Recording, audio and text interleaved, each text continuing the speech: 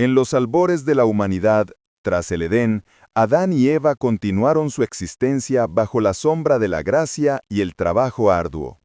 Un día, Eva concibió y dio a luz a su primogénito, un varón al que llamó Caín. Con el corazón lleno de una esperanza que apenas se atrevía a nombrar, exclamó: «Por voluntad de Jehová he adquirido varón». La alegría por la vida nueva mitigaba por un tiempo el recuerdo de la pérdida del paraíso. Tiempo después, Eva dio a luz a otro hijo, al que llamaron Abel. Los hermanos crecieron en el vasto mundo recién descubierto, con la tierra como su nodriza y el cielo como su único techo. Pronto, la vida dictó sus rumbos para cada uno. Abel, con una quietud innata y un amor por la naturaleza viviente, se dedicó a ser pastor de ovejas. Sus días transcurrían entre los balidos del rebaño, el verde de los pastizales y el suave trotar de los animales bajo el sol. Caín, por su parte, con una energía más ligada a la fuerza y la labor de la tierra, se convirtió en labrador, labrando el suelo con el sudor de su frente, arrancando de ella sus frutos con esmero y paciencia. Pasó el tiempo, y con él maduraron los frutos de la tierra y la descendencia de los rebaños. Llegó el momento en que el corazón de los hombres, en su incipiente comprensión de lo divino, sintió la necesidad de honrar a su Creador. Fue entonces cuando Caín, impulsado por este sentimiento, escogió del fruto de su ardua labor, lo que la tierra le había dado a través de su esfuerzo, y lo trajo como una ofrenda a Jehová. Probablemente depositó sus cosechas en un altar rústico con la expectativa de ser aceptado. Poco después, Abel también se acercó a ofrecer lo suyo, pero su corazón lo llevó a una elección diferente. Escogió no solo de su rebaño, sino de los primogénitos de sus ovejas, de lo más gordo de ellas. No fue una ofrenda cualquiera, sino la mejor, la más selecta, lo primero y más valioso que su cuidado había producido. La depositó con una reverencia genuina, un acto de fe y gratitud profunda. Fue en ese momento de sagrada expectativa que la diferencia se hizo manifiesta. Una inefable pero palpable señal de aprobación descendió sobre la ofrenda de Abel. Los cielos parecieron sonreír sobre él y su sacrificio. Y miró Jehová con agrado a Abel y a su ofrenda. Para Caín, sin embargo, el silencio fue su respuesta. No hubo señal de aprobación, ninguna manifestación de agrado. Pero no miró con agrado a Caín y a la ofrenda suya. La negación divina hirió a Caín en lo más profundo. No fue una simple desilusión, sino una humillación que se tornó en un furor hirviente. El rechazo se clavó en su alma como una espina, y en su mente la pregunta resonaba: ¿por qué él y no yo? ¿Acaso mi trabajo no es valioso? ¿No merezco la misma aprobación? Su rostro, antes quizás expectante o resignado, se contorsionó con la amargura y la ira. Su semblante decayó, reflejando el oscuro torbellino de emociones que lo consumía: envidia, vergüenza y un resentimiento inmenso hacia su hermano que había sido favorecido. En medio de la creciente penumbra del corazón de Caín, la voz de Jehová, serena pero penetrante, resonó en su espíritu. ¿Por qué te has ensañado, y por qué ha decaído tu semblante? Dios, en su infinita sabiduría, veía más allá de la ira visible, veía el peligro que se gestaba en el alma de Caín. Le ofreció una salida, una advertencia llena de gracia. Si bien hicieres, ¿no serás enaltecido? La aceptación y la dignidad aún estaban a su alcance si elegía el camino correcto, si su corazón se volvía a la rectitud. Pero la advertencia no terminó allí. Y si no hicieres bien, el pecado está a la puerta. Como una bestia agazapada, el pecado esperaba, con un deseo devorador por controlar su voluntad. Con todo esto, a ti será su deseo, y tú te enseñorearás de él, concluyó Jehová, dándole a Caín la plena responsabilidad y el poder de elegir, de dominar esa oscura inclinación en lugar de ser dominado por ella. Pero las palabras de Jehová no encontraron eco en un corazón que ya se había endurecido. En lugar de reflexionar y arrepentirse, Caín permitió que el resentimiento y la ira lo poseyeran por completo. Con una frialdad calculada, o quizás impulsado por un impulso incontrolable, se acercó a su hermano Abel.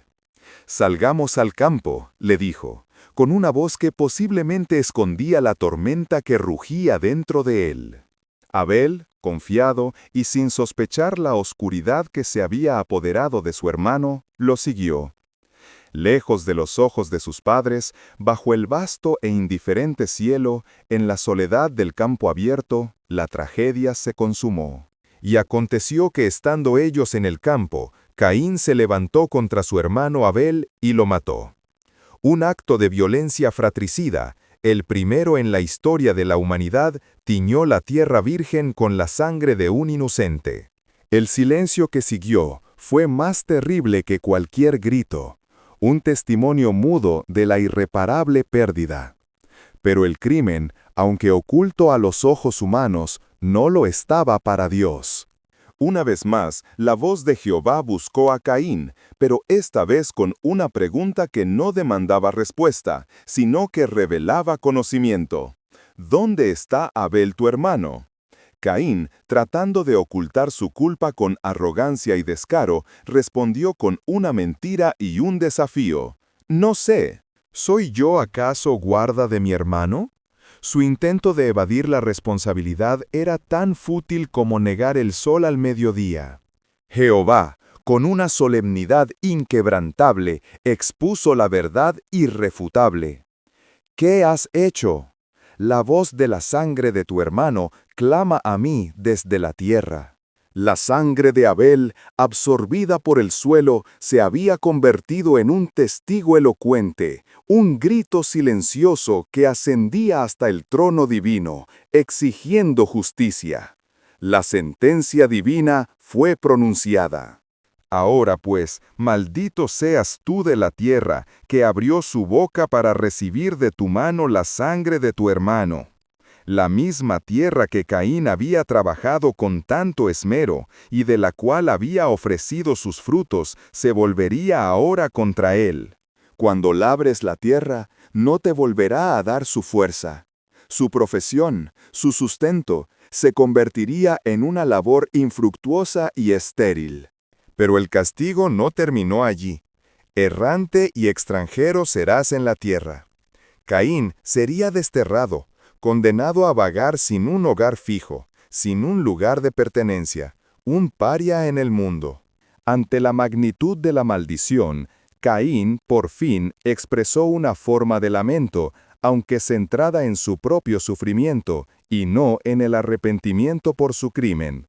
«Grande es mi castigo para ser soportado», exclamó a Jehová. Su queja no era por el pecado, sino por la consecuencia.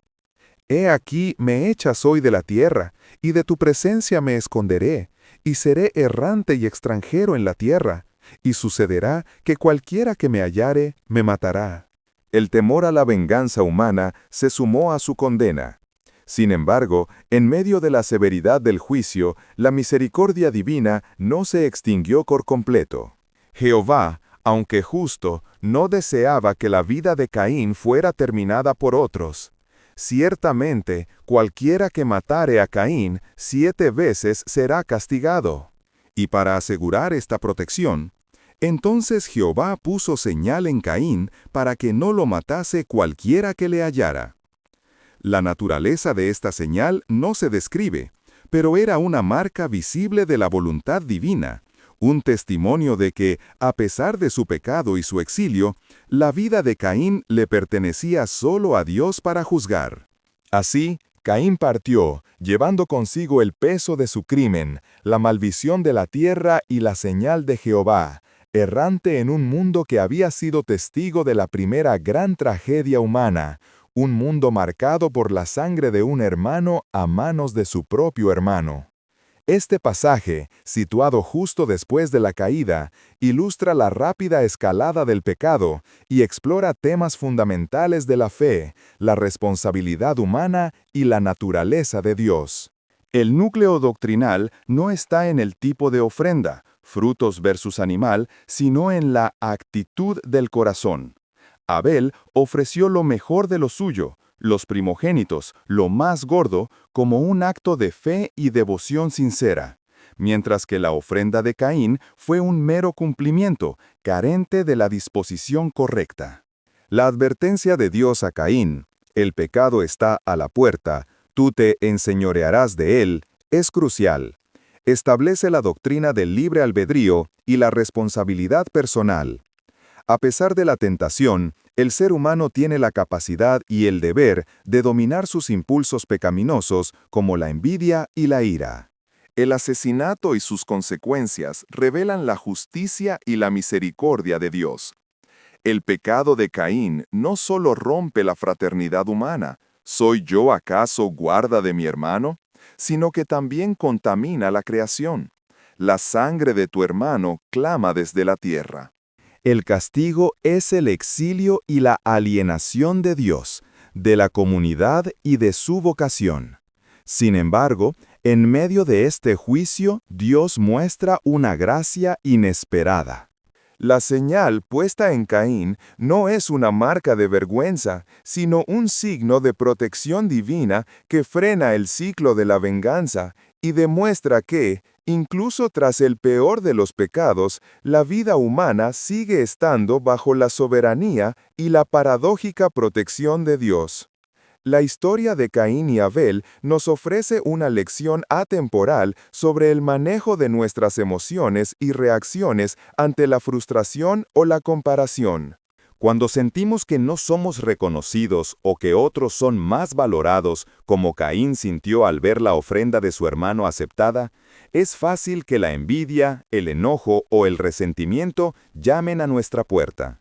El mensaje clave y la advertencia divina a Caín es: el pecado está a la puerta. Con todo esto, a ti será su deseo, y tú te enseñorearás de él. Esto nos recuerda que, si bien las emociones negativas pueden surgir, tenemos el poder y la responsabilidad de dominarlas antes de que ellas nos dominen a nosotros. La lección práctica para la vida moderna es: no permitas que la frustración, la envidia o la comparación definan tus acciones.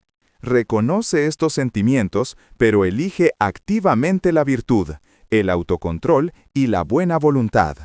Enfócate en dar lo mejor de ti con un corazón sincero en todo lo que hagas, sin importar cómo se perciba el éxito ajeno. Al conquistar tus propias batallas internas, te empoderas para construir una vida de paz y propósito.